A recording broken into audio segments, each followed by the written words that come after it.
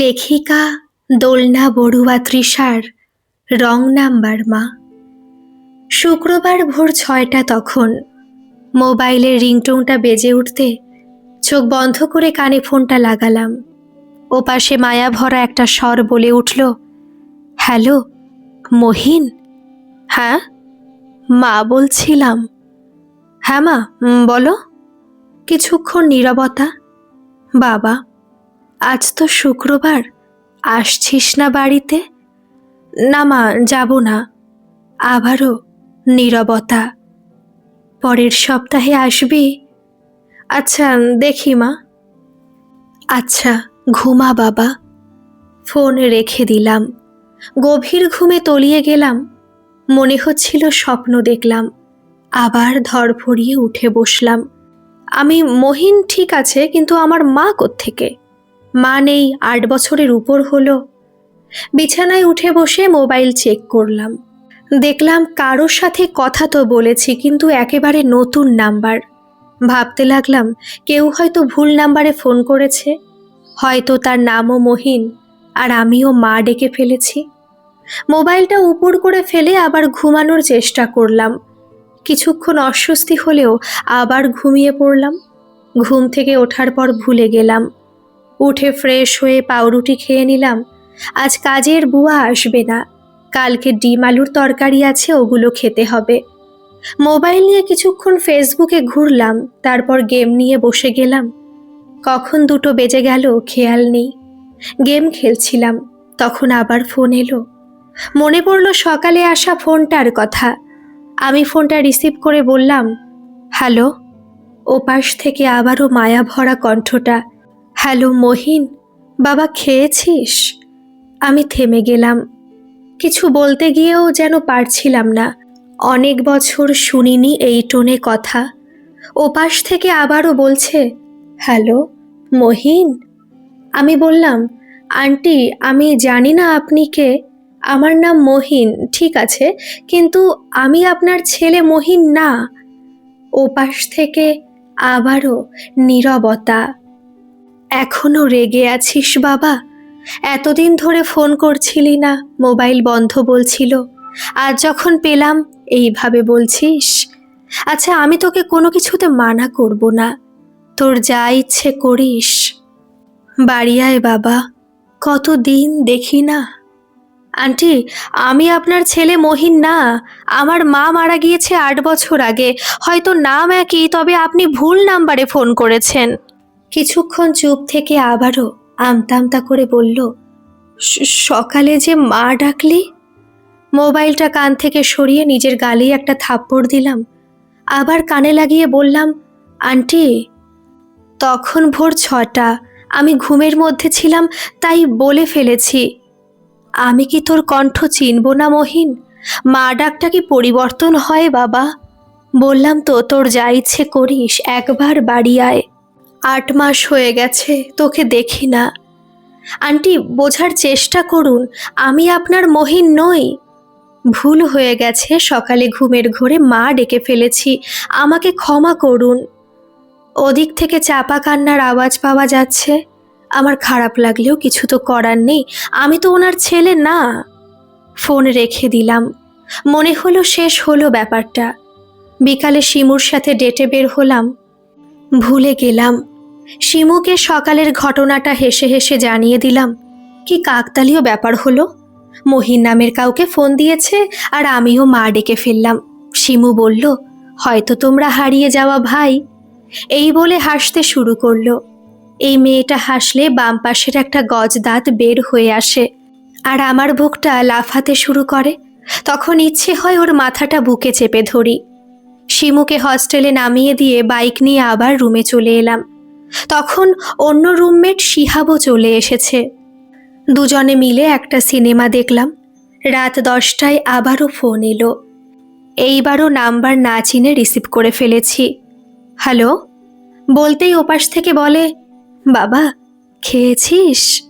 এইবার একটু রেগেই বললাম, আপনাকে বলেছি না আমি আপনার ছেলে না, তাও কেন ফোন দিচ্ছেন? আর ফোন দেবেন না প্লিজ, বলেই কেটে দিলাম। নাম্বারটা রিসিভ না করার জন্য নাম্বারটা সেভ করলাম রং নাম্বার মা।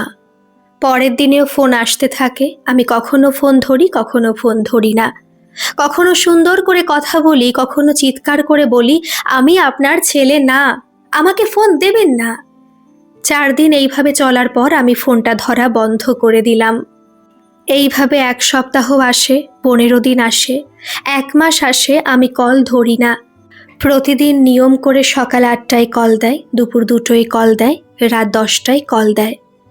সকালের কলে বিরক্ত হলেও আমার ঘুম ভেঙে যায়। আমি উঠে পড়ি।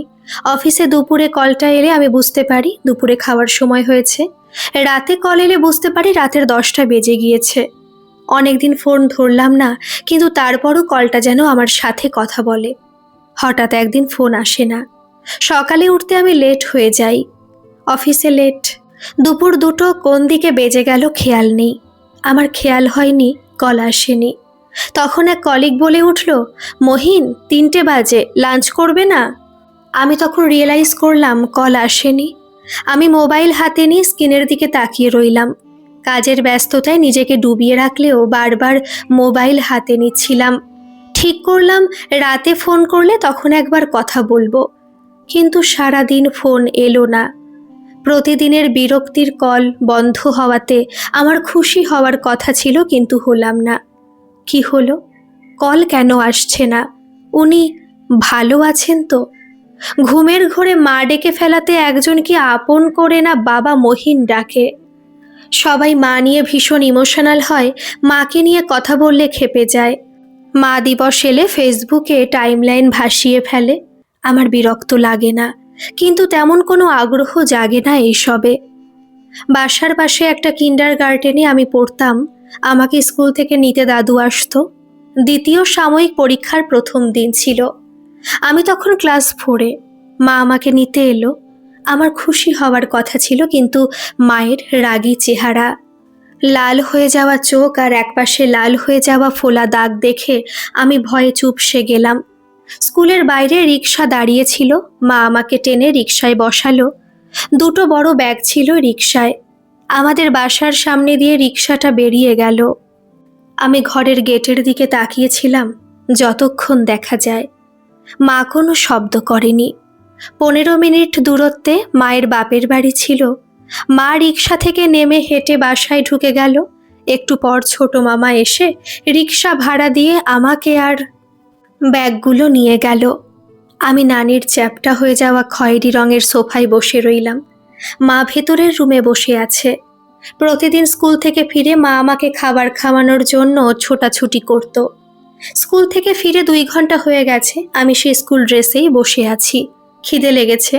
আস্তে আস্তে উঠে মায়ের রুমের দিকে গেলাম। ওখানে নানি আর বড় মামি বসে আছে। মা ফুপিয়ে কাঁদছে। আমি দূর থেকে তাকিয়ে আছি। হঠাৎ মামির আমার দিকে চোখ যেতেই বলল, আচ্ছা সামলাও নিজেকে, আমি মহিনকে কিছু খাওয়াই। মামি আমাকে নিয়ে রান্নাঘরে যায়। স্কুলের ড্রেস খুলে ঘরের গেঞ্জি পরিয়ে দেয়, একটা ব্যাগ খুলে। তারপর শিমের বিচির তরকারি দিয়ে গরম গরম ভাত খাইয়ে দেয়। আমার কাছে সেদিন তা অমৃত লেগেছিল। বড় মামি আমাকে প্রথম আর শেষবারের মতো সেদিনই খাইয়েছিল। শেষবার আমি যখন মামির কাছে ভাত চেয়েছিলাম, আমার বাম হাতের উপরে খুন্তির পোড়া দাগটা এখনো আমাকে কষ্ট দেয়। শিমু প্রায় আমাকে জিজ্ঞেস করে, এটা কিসের দাগ? আমি বলি, মনে নেই। শিমু হেসে বলে, অনেক দুষ্টুমি করতে, তাই মনেই নেই কোথায় পুড়েছিল। আমি হাসার চেষ্টা করি, কিন্তু তাতে কি আর 28 বছরের পুরনো জ্বলুনি কমে? বাকি ব্যাপারগুলো ঠিকঠাক মনে নেই। মাঝে একবার বাবা এসেছিল আমাকে নিয়ে যেতে। মা আমাকে যেতে দেয়নি। এরপর আমি বাবাকে দেখিনি। 6 মাস পর মায়েরও বিয়ে হয়ে গেল। শুনেছি বাবাও বিয়ে করেছে। আমি শুধু তাকিয়েছিলাম, আর কিছু করার নেই। কেউ না বললেও সব বুঝতে শিখেছি, চাইতে শিখেছি, নিজের কাজ নিজে করতে শিখেছি, কেড়ে নিয়ে খেতে শিখেছি, নিজের অধিকার নিজে বুঝতে শিখেছি। বড় হয়ে মায়ের সাথে দেখা করতে গিয়েছিলাম। ওনার ছেলে মেয়েদের সামনে উনি আমাকে জড়িয়ে ধরতে পারেননি। আমি মা বলে ডেকে উঠলে উনি আমাকে তাড়াতাড়ি রুমে ঢুকিয়ে বলেছিল এইখানে না ডাকতে। আমি আর ডাকিনি, যাইওনি। তবে যখন ওনার ক্যান্সার হয়েছিল আমাকে একবার দেখতে চেয়েছিল, আমি হাসপাতালে গিয়েছিলাম। আমার হাত ধরে বলেছিল, তোর সাথে অনেক অন্যায় করেছি, পারলে আমাদের ক্ষমা করে দিস। আমি বলেছিলাম, আমি আপনাকে কোনো দিন ক্ষমা করব না, আপনাকে এর শাস্তি ভোগ করতে হবে, কারণ আমি যতদিন বেঁচে থাকব ততদিন আপনাকে ক্ষমা করব না। এটা হয়তো আপনার শাস্তি, আমার শাস্তি। বলেই আমি বের হয়ে গিয়েছিলাম। উনি হয়তো অবিশ্বাস্য চোখে তাকিয়েছিলেন। এর 2 সপ্তাহ পর মা মারা যায়। ছোট মামা আমাকে ফোন দিয়েছিলেন জানাজায় যেতে, আমি যাইনি। আমার মন আমাকে ডাকেনি। এমন না যে কোনো ঘৃণা ছিল, কিন্তু আমার কোনো আগ্রহই ছিল না। তাই মাকে নিয়ে আমার মধ্যে ইমোশন একেবারেই কাজ করে না। এমন না যে অন্যদের মায়ের ভালোবাসাটা আমি বুঝি না, আমি বুঝি। তারপরও ওনার জন্য খারাপ লাগছে। হয়তো উনি ওনার ছেলের আশায় বারবার আমায় ফোন করছে। 2 দিন কল না আসার পর একদিন আমি ফোন দিলাম। একবার দেওয়ার পর কল ধরেনি কেউ। কল না ধরাতেই আমি যেন হাঁপ ছেড়ে বাঁচলাম। 10-15 মিনিট পর উনি কল ব্যাক করলো। হ্যালো। আমি চুপ করে আছি। উনি আবারও বললেন, হ্যালো মহিন। হ্যালো, কেমন আছো বাবা? ভালো আন্টি, আপনি কেমন আছেন? ভালো নেই। পরশু গরুর গোয়াল ঘরে পড়ে হাঁটুতে খুব ব্যথা পেয়েছি। ইস, ওষুধ খেয়েছেন? না, আমাদের পাড়ার ওষুধের দোকানদার মকসুদ ওর বোনের ছেলের বিয়েতে গেল তো, দোকান বন্ধ। আচ্ছা, আর কেউ নেই ওষুধ আনার? আছে, তবে বাজার থেকে আনতে হবে। দেখি, কাউকে বলা লাগবে। আমি চুপ করে আছি। অনেকক্ষণ পর বললাম, আন্টি, আমি কিন্তু আপনার ছেলে না। আপনি আপনার ছেলেকে ফোন করার ট্রাই করেননি কাউকে দিয়ে? জানি। আমি বুঝতে পেরেছি, আমার ছেলে হলে এতবার ফোন দিলে কি না ধরে পারত? প্রথমবারের মতো আমার নিজেকে অপরাধী মনে হলো। তারপর আস্তে আস্তে অনেক কথা হলো। ওনাকে ওনার ছেলে কোথায় থাকে, কি করে, সব জিজ্ঞেস করলাম। কিন্তু উনি তেমন কিছু জানে না। শুধু জানে ওনার ছেলে ঢাকায় থাকে। ছেলে বিদেশে যেতে চেয়েছিল, তাই জমি বিক্রি করতে চেয়েছিল। একমাত্র ছেলে, উনি চায়নি ছেলে বিদেশ যাক, তাই জমি বিক্রি করেনি। এরপর ছেলে আর কোনো যোগাযোগ রাখেনি। আমি ওনাকে বললাম, আপনার ছেলে বিদেশ চলে গিয়েছে কিনা খবর নিয়েছেন? উনি জানালো, সেই খবরেই তো নিচ্ছেন গত 8 মাস ধরে। ওর কাছে নাম্বার চেয়ে চলেছেন। মোবাইলে যত নাম্বার আছে, ঘরে ডায়েরি বলো, খাতা বলো, যে কোনো কার্ড বলো, যেখানে যা নাম্বার পেয়েছে ডায়াল করেছে। কেউ খবর জানে না। শেষে একদিন মহিন লেখা একটা নাম্বার পায়, তাই উনি ফোন দেয় আর আমি ধরি। ধরেই মা ডাকি। এতে ওনার বিশ্বাস আমার সাথে ওনার ছেলের কোনো কানেকশন আছে। আমি ধরেই নিয়েছি ছেলে হয়তো বিদেশ চলে গিয়েছে। এখন মায়ের দায়িত্ব নিচ্ছে না। ওনার সাথে আমার আস্তে আস্তে কথা বাড়ে। আবার উনি নিয়ম করে সকালে ফোন দেন, আমি উঠে পড়ি এতে। দুপুরে ফোন দেন, আমি রিসিভ করতেই বলে ওঠেন, খেয়েছো? আমি খাইনি বললে বলেন, ঠিক টাইমে না খেলে পেটের সমস্যা হবে। অফিস থেকে ফিরে ওনার সাথে কথা বলি প্রায়। ওনার ঘর, ওনার গরুর ঘর, কয়টা গরু, আশেপাশের দোকান, দোকানদারদের নাম, সব যেন আমার মুখস্থ হয়ে যাচ্ছে। মাঝে মধ্যে বুয়া এলে ডিম সেদ্ধ দিয়ে ভাত খাই। উনি জিজ্ঞেস করেন কি খেয়েছি। বুয়া আসে নাই বললে বলে, নিজে শিখে নাও রান্না, অন্যের জন্য নিজের কিছু ফেলে রাখা উচিত না। কেউ যখন বুঝতে পারে তাকে ছাড়া তুমি অচল, সে সেটার সুযোগ নেবে। যদি নিজেও রান্না করতে পারো, তাহলে সে বুঝবে যে সে না এলেও তোমার ক্ষতি নেই। তখন সে চাকরি হারাতেও পারে, এই ভয়ে প্রতিদিন আসবে। সে বুঝবে তোমার ওকে নয়, ওর তোমাদের প্রয়োজন। উনি আমাকে রান্না করা শেখান, কয় টুকরো মাছ নেব, কয়টা পেঁয়াজ, কত চামচ মরিচ, হলুদ, তেল, লবণ। লাউডস্পিকারে উনি বলে যেতেন, আমি রান্না করতাম। এর মধ্যে টুকটাক গল্প হতো, দুজনেই হাসতাম। মাঝে মধ্যে জিজ্ঞেস করতাম, আপনার ছেলে ফেরত এলে আমাকে তো ভুলে যাবেন? উনি হেসে বলতেন, মায়েরা কি এক ছেলে পেয়ে অন্য ছেলে ভুলে যায় নাকি? আমি দীর্ঘশ্বাস ফেলতাম। উনি আমার থেকে আমার ঘরে কে কে আছে জানতে চাইতো। মা কোথায়, বাবা কোথায়, ভাই বোন কয়জন জানতে চাইতেন। আমি বারবার এড়িয়ে গেলেও একদিন ওনাকে বললাম। বলতে বলতে খেয়াল করলাম আমি কাঁদছি, বহু বছর পর কাঁদছি। আমি মায়ের বিয়ের সময় কান্না করিনি, করিনি যখন মা মারা গেল। এই সব কথা জানানো হয়নি কাউকে। আপনজন বলতে শুধু শিমুই আছে আমার। ওকে এইসব বলার আগ্রহ কোনোদিন জন্মায়নি। আমি চাই না ও আমাকে অনুগ্রহ করুক, আমার অতীত নিয়ে কোনো রকম দয়া রাখুক মনে। শিমুকে নিয়ে সংসার করার ইচ্ছে আমার। আমি চাই না শিমু আমাকে নিয়ে কখনো কথা শোনাবে। উনি চুপ করে আমার কথা শুনলেন। কখন যে আমি ঘুমিয়ে পড়েছিলাম আমি জানি না। সকালে উঠে অদ্ভুত এক অনুভূতি হলো, এক সুখের অনুভূতি, যেন পুরনো এক যোগকে কেউ লবণ দিয়ে ছাড়িয়ে নিল। এমন তিক্ত দুঃখ কেমন করে যেন সরে গেল। এইভাবে কথা বলতে বলতে প্রায় 6 মাস কথা বললাম। সব কথা যেন ওনাকে শেয়ার করা লাগে আমার। ওনাকে সব কথা যেন বলা যায়, কোথাও বাধা নেই। মনে হতো উনি তো আমাকে চিনবে না, জানবে না, জানলেও তো ক্ষতি নেই। এর মধ্যে উনি আমাকে ওনার বাড়িতে যেতে বলেন, ওনার ছেলের খোঁজ নিতে বলেন। প্রথমবারের মতো আমি মানুষের ব্যবহারের একটা স্বার্থপর দিক সম্পর্কে জানলাম। আমি ওনার ছেলের খোঁজ নিতে চাইতাম না, ওনার দেওয়া ছেলের ঠিকানায় কখনো গেলাম না। মনে হচ্ছিল যদি ওনার ছেলে ফেরত আসে আমাকে তো আর এইভাবে আদর করবেন না উনি। উনি মাঝে মধ্যে বলে উঠতেন, প্রথম দিন মা ডেকেছিলে, খুব ভালো লেগেছিল, আর একবার ডেকো, আমার যে খুব শুনতে ইচ্ছে করে, কান আর মন যেন শান্তি পায়। আমি চুপ হয়ে যাই, আমি পারি না ডাকতে, আসে না। উনি আমার চুপ থাকা বোঝেন, উনিও চুপ হয়ে যান। মাঝে মধ্যে ওনার ছেলের গল্প শোনান, পড়াশোনায় কত ভালো ছিল, কোন কোন পুরস্কার পেয়েছিল, স্বামী মারা যাওয়ার কিভাবে একা ছেলেকে মানুষ করলেন, হাঁস মুরগি পাললেন। ওনার ঘরে ডিরেকশন আর মুখস্থ হয়ে গেছে। বাম পাশে একটা নারকেল গাছ, সে গাছের পাশ ঘেঁষে ওনার গরুর ঘর। ঘরের সামনে একটা সবজির বাগান আছে, পেছনে অনেকগুলো সুপারির গাছ আছে, একটা পেয়ারা গাছও আছে। উনি ঘুমালে পাড়ার ছেলেরা এসে সেই পেয়ারা গাছের সব পেয়ারা নিয়ে যায়।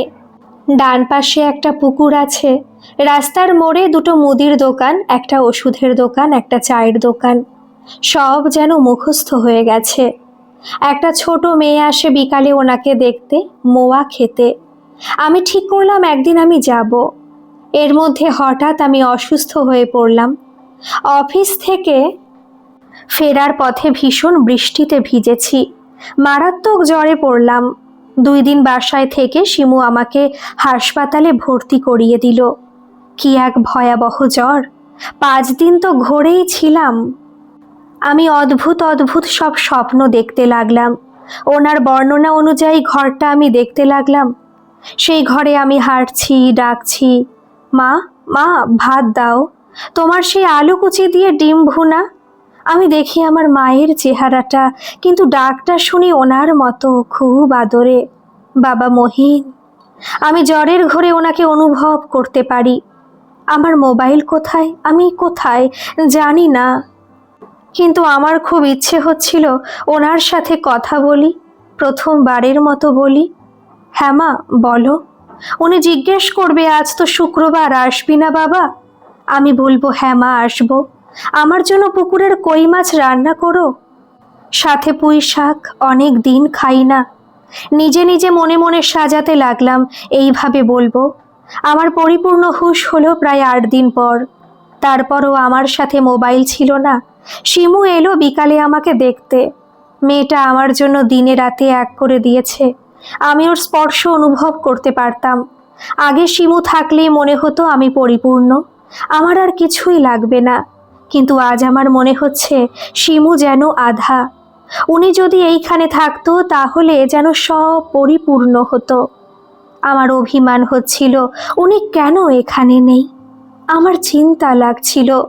উনি বোধহয় আমাকে অনেকবার ফোন দিয়েছে, প্রতিদিন ফোন দিয়েছে, না পেয়ে হয়তো কষ্ট পেয়েছে। কি কি বলতে হবে মনে মনে সাজিয়ে নিলাম। আমি যে ওনাকে স্বপ্ন দেখেছি রোজ, ওনাকে দেখতে যাব এইটাও বলবো ভেবে নিয়েছি। শিমুকে বললাম, আমার মোবাইলে কল এসেছে কিনা দেখো তো। শিমু বলল, মোবাইল তো আমি বন্ধ করে রেখেছি। কি কি শব্দটা আমি এত জোরে বলেছি, শিমু ভয় পেয়ে গেল।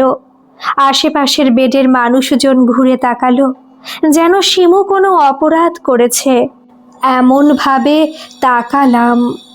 শিমু আস্তে করে বলল, তোমার মোবাইলের তো ব্যাটারি ডেথ হয়ে গেছিল, আমি চার্জে দিয়ে আবার অফ করে দিয়েছি। আমি মোবাইলটা তাড়াতাড়ি নিয়ে খুঁজতে লাগলাম ফোন এসেছে কিনা, কিন্তু মোবাইল বন্ধ থাকার কারণে হয়তো কোনো কল আসেনি। আমি চিন্তা করতে লাগলাম কি ভাববেন উনি আমাকে। উনি হয়তো ভাববে ওনার ছেলের মতো আমিও উধাও হয়ে গিয়েছি। আমি তাড়াতাড়ি কল দিলাম। নাম্বারটা এখনো রং নাম্বার মা দিয়ে সেভ করা আছে। ভাবলাম আজই এই নামটা চেঞ্জ করে মা লিখে দেব। ফোন দিলাম, ফোন ধরলেন না। একবার দুবার তিনবার, না, কল ধরছে না। খুব চিন্তা হচ্ছিল। সারা দিন রাত ধরে ফোন দিয়ে যাচ্ছিলাম। প্রথমে মনে হলো অভিমান করেছে কি, পরে মনে হলো এতক্ষণ কি উনি থাকতে পারবে অভিমান করে। হঠাৎ খুব চিন্তা হতে লাগলো। শিমুকে জানালাম, শিমুও চিন্তা করছে। ওনার গ্রামের নাম ঠিকানা সব তো আমার জানাই আছে। শিমুকে বললাম আমি এখন যাব। শিমু অনেক কষ্টে চেপে ধরলো আমাকে, বলল, কাল সকালে আমি সহ যাব। তুমি যেখানে যাবে। আমার সারা রাত এক ফোঁটাও ঘুম আসলো না। শেষের দিকে ওষুধের ডোজে কারণে ঘুমিয়ে পড়লাম। আমি স্বপ্ন দেখলাম উনি দরজায় বসে আছে, হাতে একটা থালা। উনি সুপারি কাটছেন, আমি ঢুকলাম। আমাকে দেখে উনি হাসছেন। আমি গিয়ে ঝাঁপিয়ে পড়লাম। উনি আমাকে মমতায় জড়িয়ে ধরে বললেন, মহিন, এসেছিস বাবা এতদিনে, এইবার একবার মা ডাক। আমি ডাকতে যাব তখনই একটা ঝড় উঠল। সুপারি গাছগুলোর পাতা এলোমেলো হয়ে আসছে, কালো হয়ে গেল আকাশটা। তারপর অন্ধকার। আমি উঠে বসে গেলাম, বুকটা ধড়ফড় করছে। দেখলাম সবাই ঘুম।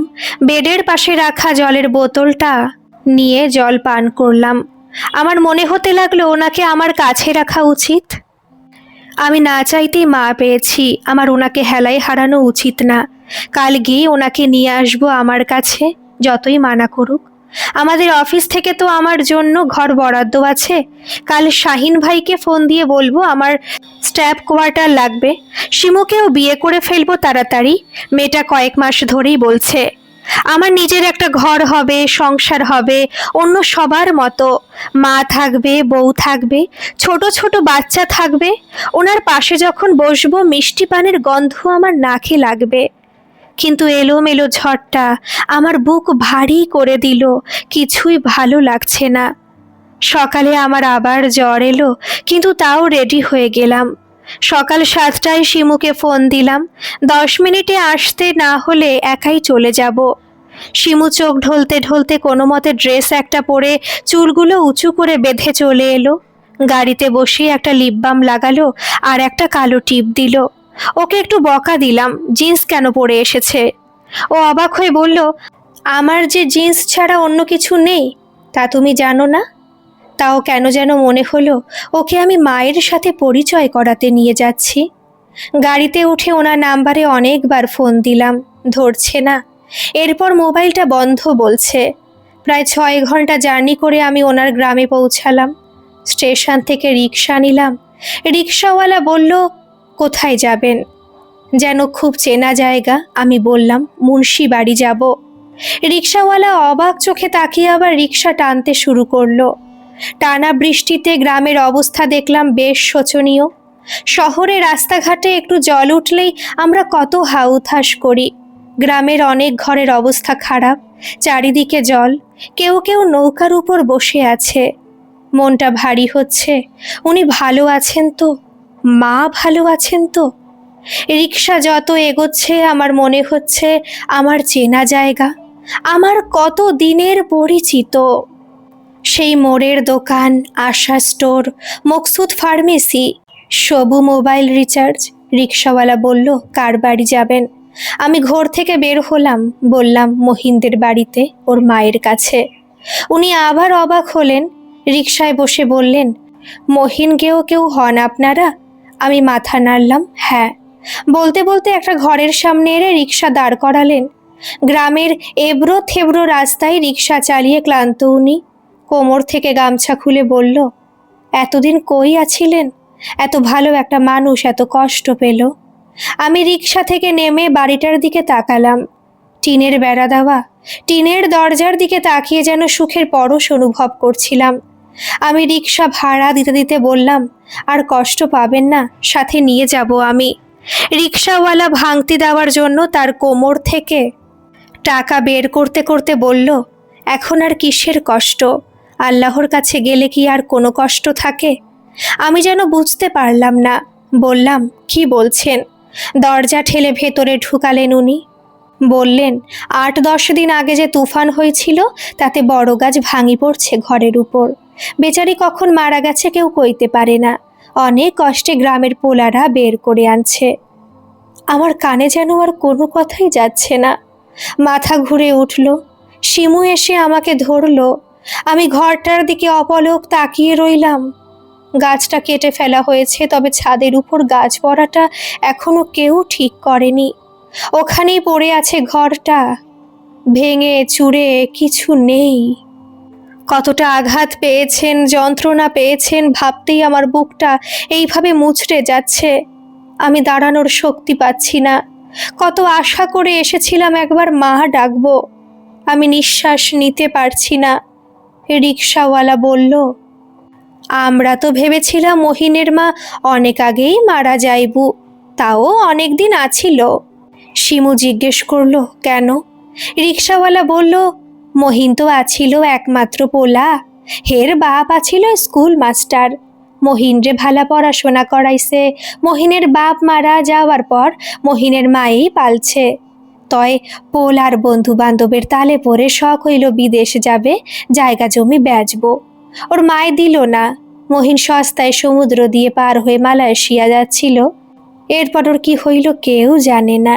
কেউ কেউ কয় মহিন যাওয়ার পথে জ্বরের মধ্যে সমুদ্রে পড়ে মারা গেছে, আবার কেউ কয় ও জেলে আছে। তবে আমরা ধরেই নিছি মহিন মারা গেছে, নইলে আজ ১.৫ বছর হয়ে গেছে। পোলাটা বাঁচি থাকলে কি মায়ের খবর নিত না? মহিনের মা সবাইরে জিগাইতো, কেউ সাহস করে কয় নাই। দিন রাত নাকি মোবাইলে ফোন দিত। তারপর শুনছিলাম মাথা খারাপের মতো হয়ে গেছিল। সবাইরে বলতো আমার মহিন বাঁচি আছে। দিনে রাইতে কথা কইতো মোবাইলে। কেউ কেউ বলতো মোবাইলের ওপাশে কেউ সত্যিই কথা বলে। আমাদেরও মনে হইতো যেই কথা কইতো অনেক সোয়াবের কাম করছে। বেচারি আরো ৬-৭ মাস তো বাঁচিয়া ছিল। তার জন্য আচার বানাতো, ডালের বড়া বানাতো, কত কিছু ভাজি রাখতো। বলতো মহিন আসবে আমারে দেখতে। আমি যেন কোনো কিছুই শুনছিলাম না। সব যেন কেমন এলোমেলো লাগছে। আমার জন্য এত অপেক্ষা করেছিলেন উনি, আমার আশায় এতদিন ধরে বেঁচেছিলেন উনি। মুহূর্তে আমার মনে হলো আমি সব হারিয়ে ফেলেছি। এই দুনিয়ায় আমার সাথে বারবার এমন করে, আমার সব কিছু কেড়ে নেয়, আমাকে আবার নিঃস্ব বানিয়ে গেলেন উনি। অনেক কষ্টে একটা শব্দ বের করলাম, ওনার কবরটা কোথায়? রিকশাওয়ালা বলল, যাবেন, চলেন নিয়ে যাই। আমি আর শিমু ওনার পেছন পেছন গেলাম। শিমু দাঁড়িয়ে রইল পাশে। আমি ভেতরে গেলাম। কিছুদিন আগে দেওয়া নতুন কবরটা আমাকে দেখিয়ে বলল, এইটা। বৃষ্টিতে সব দিকে কাদা মাখা। আমি ধূপ করে বসে পড়লাম। গায়ে আবার তীব্র জ্বর এসেছে। পরম মমতায় হাত বুলিয়ে বলে উঠলাম, আমি মহিন, আমি এসেছি আপনার কাছে মা। দেখবেন না? আজ তো শুক্রবার মা, আমি এসেছি তো। এই যে আমি মা ডাকছি, মা, মা, মা। আমি জানি না আমি ওখান থেকে কিভাবে এসেছি। গাড়িতে উঠেছি, এসে আবার হাসপাতালে ছিলাম ৮ দিন। শিমু আর আমি ছোট করে বিয়ে করলাম, আমাদের একটা ঘর হলো। কিন্তু আমার সেই ঘর কখনো আর পরিপূর্ণ লাগে না। এখন আমিও নিয়ম করে রোজ সেই নাম্বারে ফোন দিই। এখন নাম্বারটা বন্ধ বলে, কিন্তু তাও দিই। যদি কখনো ধরে, কিংবা আমি যদি আবার কোনো রং নাম্বারে মা পেয়ে যাই। আজকের এই গল্পটি আপনাদের কেমন লাগলো অবশ্যই কিন্তু কমেন্ট করে জানাবেন, আর ভালো লাগলে একটা সাবস্ক্রাইব করে আমার পাশে থাকবেন। ধন্যবাদ।